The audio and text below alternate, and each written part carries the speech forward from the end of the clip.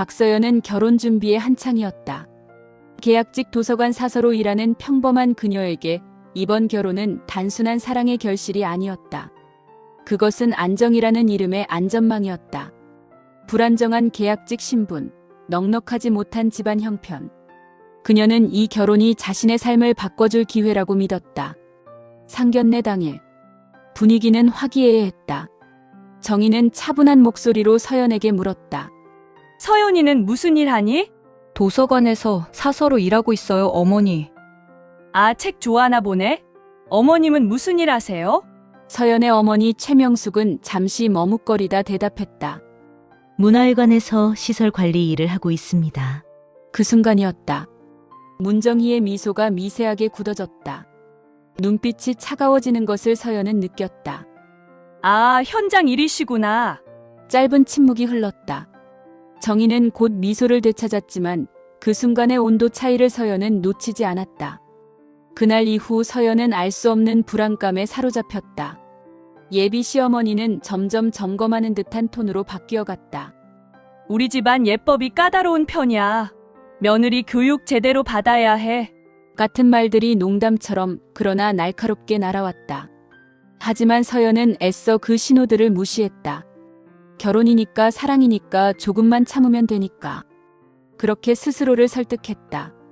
그 순간의 판단이 앞으로 펼쳐질 모든 비극의 시작이 될 줄은 몰랐다.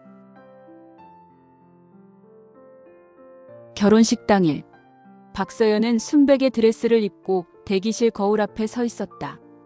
긴장과 설렘이 뒤섞인 표정. 오늘만큼은 모든 게 완벽하기를 그녀는 간절히 바랐다. 예식이 시작되고 하객들이 자리를 채웠다. 입장 음악이 울려 퍼지는 순간 갑자기 음향 시스템에서 삐익하는 소음이 터져나왔다. 마이크가 제대로 작동하지 않았다. 식장이 술렁였다. 서연은 본능적으로 움직였다. 도서관에서 행사를 수없이 도왔던 경험이 몸에 배어 있었다. 드레스 자락을 살짝 들고 단상으로 올라가 직원에게 마이크 위치를 안내했다. 겨우 2분 상황은 정리됐고 예식은 무사히 진행됐다. 주례의 축사가 끝난 직후였다. 신부 결혼식장에서까지 몸 쓰는 건 보기 안 좋지 않니? 마이크 없이도 또렷하게 들리는 문정희의 목소리였다. 하객들의 시선이 일제히 신부에게 쏠렸다. 서연의 얼굴이 하얗게 변했다. 문정희는 멈추지 않았다. 도서관에서 잡일하던 버릇이 나왔네. 오늘은 신부인데 품위 좀 지키지. 웅성거림이 커졌다. 누군가는 민망한 표정으로 고개를 돌렸고 누군가는 수군거렸다. 신부가 저러면 우리 집안 격이 떨어져 보인다고. 그리고 마지막 일격. 시어머니의 시선이 신부석에 앉아있는 최명숙에게 향했다. 역시 집안 내력이야. 어머니도 현장 일 하시니까. 그 순간 서연의 눈에서 눈물이 핑 돌았다. 수치심과 분노가 동시에 밀려왔다. 자신이 아니라 어머니를 향한 모욕. 그것이 더 견딜 수 없었다. 옆에 서 있던 남편은 고개만 살짝 숙인 채 아무 말도 하지 않았다. 그날 서연은 깨달았다. 이 결혼은 두 사람의 결합이 아니었다. 그녀는 평가받는 상품이었고 오늘은 그 품질 검사가 공개된 날이었다. 축복받아야 할 결혼식장에서 서연에게 사람 값을 매기고 있었다. 신혼여행을 다녀온 다음 날 아침, 서연은 새벽 5시에 눈을 떴다. 아니, 깨워졌다. 일어났어? 문정희가 방문을 열고 서 있었다. 화장기 없는 얼굴, 차가운 눈빛. 신부 놀이는 어제까지야. 며느리는 새벽부터 움직이는 거야. 서연은 재빨리 옷을 갈아입고 부엌으로 향했다.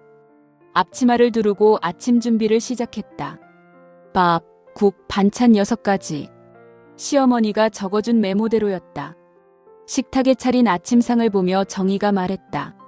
반찬 가지수 이게 뭐야? 우리 집은 원래 8가지인데. 죄송합니다. 내일부터는.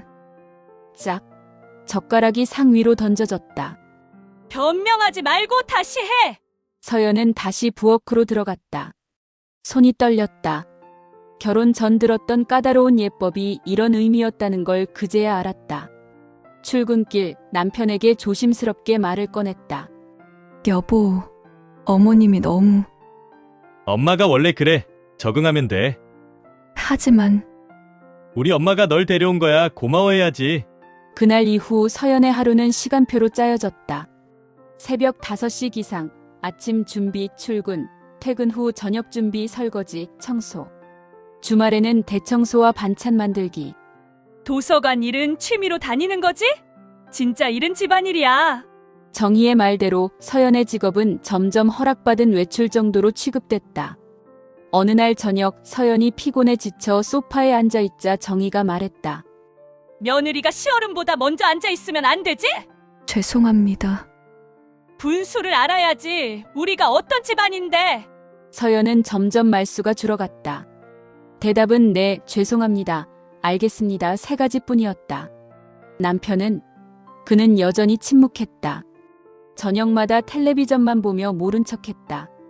그 침묵이 서연을 더 깊은 감옥 안으로 밀어넣었다. 결혼 6개월째.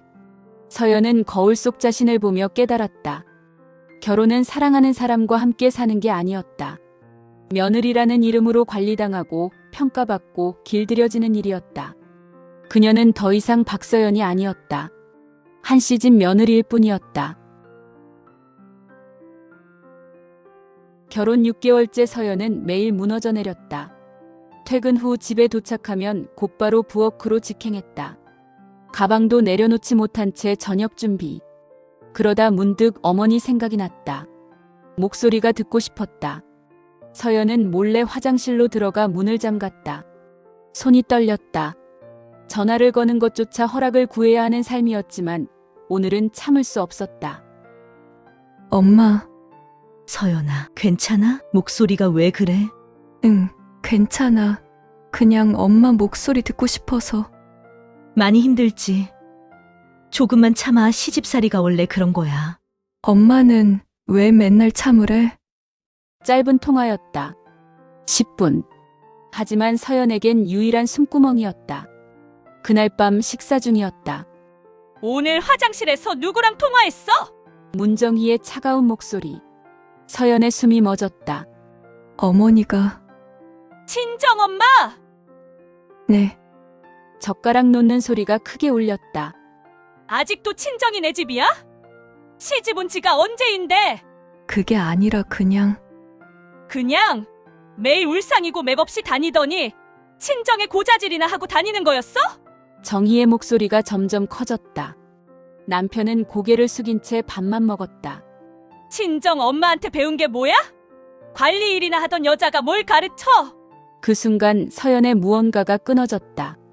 그런 말씀 하지 마세요. 처음이었다. 6개월 만에 처음으로 목소리를 높인 것. 식탁이 얼어붙었다. 정희의 얼굴이 일그러졌다. 뭐? 지금 나한테 대드는 거야? 제 어머니 욕하시는 건 못 참겠어요. 너도 결국 그 피야. 역시 집안 봐야 하는 거였어. 서연은 그대로 자리를 박차고 일어났다. 방으로 들어가 문을 닫았다. 온몸이 떨렸다. 분노, 슬픔, 모멸감이 한꺼번에 밀려왔다. 그날 밤 서연은 부엌 바닥에서 쓰러졌다. 과호흡이었다. 남편이 부축했지만 그의 손길조차 차갑게 느껴졌다. 괜찮아. 병원 가고 싶어. 내일 가보자. 엄마한테 먼저 사과하고. 아파도 허락받아야 했다. 쓰러져도 순서가 있었다. 그날 밤 11시 뉴스가 나왔다. 시립문화회관 관리 비리 의혹, 내부 고발자 나서. 화면에 모자이크 처리된 여성이 나왔다. 하지만 서연은 알아봤다. 최은숙, 시설관리직 20년 차. 어머니였다. 그 순간 서연은 깨달았다. 엄마가 왜 늘 참으라고만 했는지, 왜 고개를 숙이고 살았는지, 세상과 싸우고 있었기 때문이었다. 뉴스를 본 다음 날 모든 퍼즐이 맞춰졌다. 어머니 최명숙은 20년간 문화회관에서 묵묵히 일해왔다. 그러다 관리부서의 비리를 목격했다.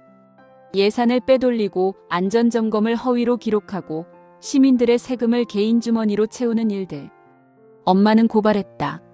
직장을 잃을 수도 있다는 걸 알면서. 사람들이 다칠 수도 있어서요. 뉴스 인터뷰 속 어머니의 목소리는 떨렸지만 단호했다.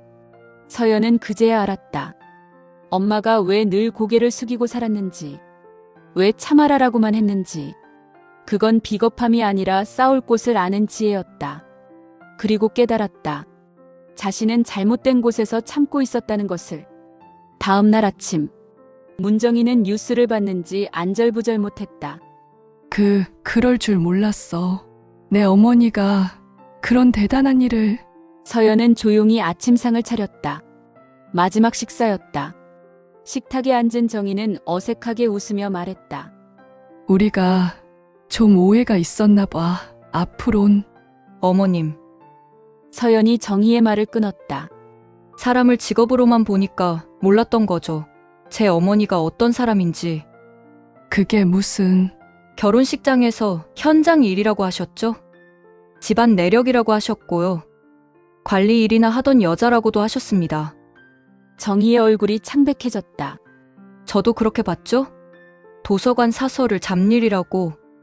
제가 무언가를 도우면 몸 쓴다고 했고요. 남편이 끼어들려 했지만 서연은 계속했다.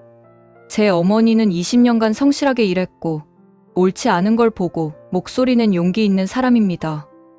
저는 그런 어머니의 딸이에요. 서연아. 이혼할게요. 짧고 분명한 선언이었다. 이혼은 빠르게 진행됐다. 남편도 시댁도 막지 못했다. 무너진 건 결혼이 아니라 그들의 허세와 권위였다. 서연은 짐을 싸며 마지막으로 시댁을 둘러봤다. 6개월간 자신을 가뒀던 감옥. 이제 떠날 수 있었다. 많이 힘들었지? 친정 현관문을 열자 어머니가 서 있었다. 서연은 그제야 무너졌다. 엄마 미안해. 너무 늦게 깨달았어. 아니야. 내가 스스로 나온 게 대견해. 한 달 후 서연은 다시 도서관으로 돌아갔다. 책을 정리하고 사람들을 돕고 자신의 자리에서 일했다. 어느 날 신문에 작은 기사가 났다. 문화회관 비리 관계자 구속, 내부 고발자 감사패 수여. 서연은 기사를 오려 지갑에 넣었다. 사람을 깔보는 집은 언젠가 그 발밑부터 무너진다. 참는 건 미덕이 아니다. 도망쳐야 할 때를 아는 것, 그게 진짜 살아남는 법이었다. 서연은 다시 자신의 이름을 되찾았다. 며느리가 아닌 박서연으로.